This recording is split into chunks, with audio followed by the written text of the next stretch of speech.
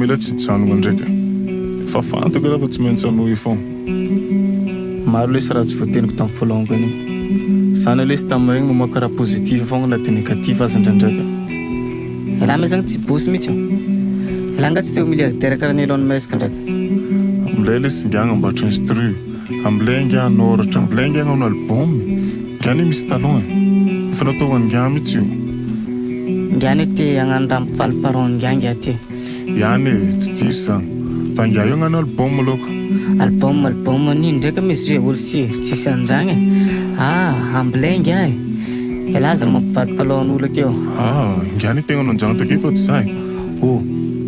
Ino lesa me za za tsy afaka mamelogna lesa mitsamina raika amin'ny lesany tsy maintsy maty amin'ny farany. Soviny ty le tapeko longa album ty dia hita akeo fa zovy me zagny amin'ny farany hoa voniko kely any any.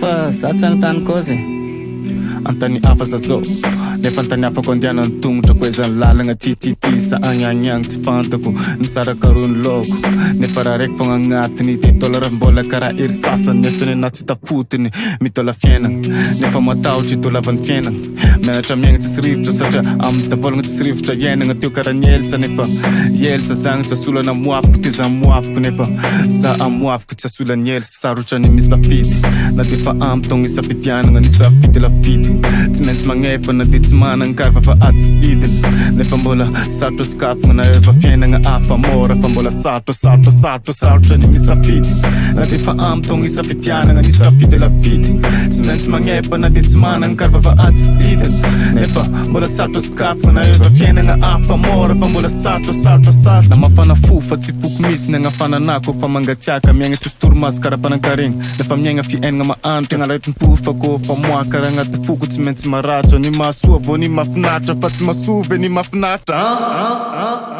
sarotra ny misafidy na dia fa ampitogna isafidianagna ny safidy lafidy tsy maintsy magnefa na dia tsy managna karva fa aty sy idiny nefa mbola sarotro skafagna na efa fiainagna afa mora fa mbola sarotra ny misafidy na dia fa ampitogna isafidianagna ny safidy lafidy tsy maintsy magnefa na dia tsy managna karva fa aty sy idiny nefa mbola sarotro skafagna na efa fiainagna afa mora fa mbola sarotro ny misafidy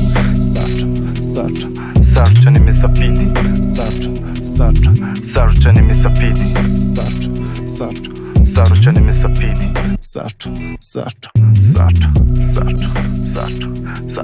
sarotro